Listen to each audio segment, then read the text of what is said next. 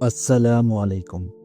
Islamic জীবন প্রস্তুতির 10 দিনের চ্যালেঞ্জের আজ 8ম দিনে আপনাদের জানাই আন্তরিক শুভেচ্ছা। যারা আগের ভিডিওগুলো মিস করেছেন তাদের জন্য ভিডিওর নিচের ডেসক্রিপশন বক্সে লিঙ্ক দেওয়া আছে, আপনারা সেখান থেকে দেখে নিতে পারেন। আজকের দিনের বিষয় অত্যন্ত গুরুত্বপূর্ণ।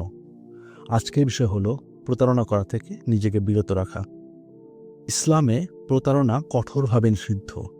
এটা শুধু একটা পাপ নয়, বরং আমাদের জীবনের সমাজ ও আখিরাতের বিপর্যয়ের কারণ হতে পারে। আজ আমরা জানব কেন প্রতারণা করা অপরাধ, কিভাবে আমরা এটা থেকে মুক্ত হতে পারি। ইসলাম এমন একটি জীবন ব্যবস্থা যেখানে সততা এবং ন্যায়পরায়ণতাকে সবসময় অগ্রাধিকার দেওয়া হয়েছে। প্রতারণা করা মানে মিথ্যা বলা বা অন্যের ক্ষতি করে নিজের স্বার্থ হাসিল করা। কোরআনে আল্লাহ তাআলা বলেন, তোমরা একে অপরের সম্পদ অন্যায়ভাবে গ্রাস করো না এবং জেনে বুঝে অন্যায়ভাবে মানুষের অধিকার নষ্ট করো না।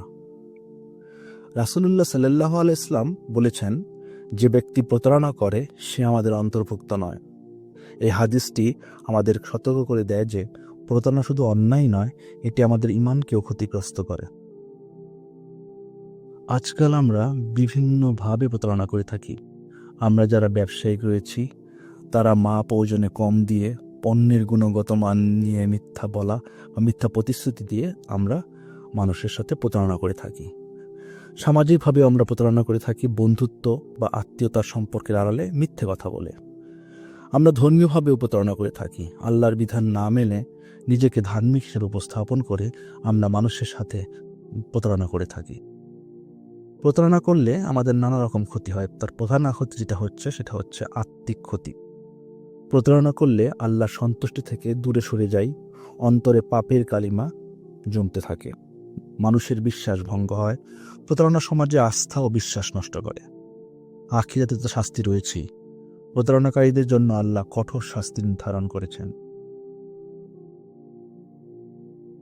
কিভাবে প্রতারণা থেকে আমরা দূরে থাকতে পারি?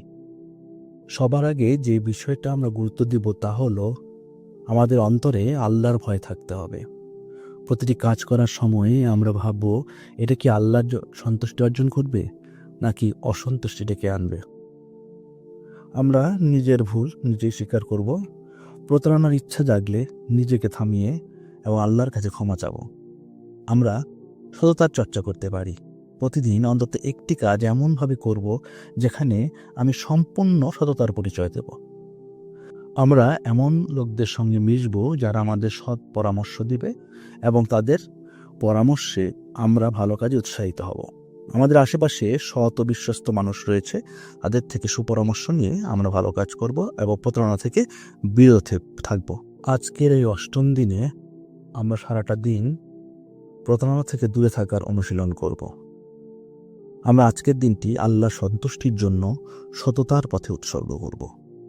প্রতারণার চিন্তা থেকে নিজেকে মুক্ত রাখব এবং সত্য ও ন্যায়পরায়ণতার চর্চা করব। আল্লাহ আমাদের সততার পথে চলার তৌফিক দিন এবং আমাদের প্রতিটি কাজ তার সন্তুষ্টির জন্য কবুল করুন। আমিন।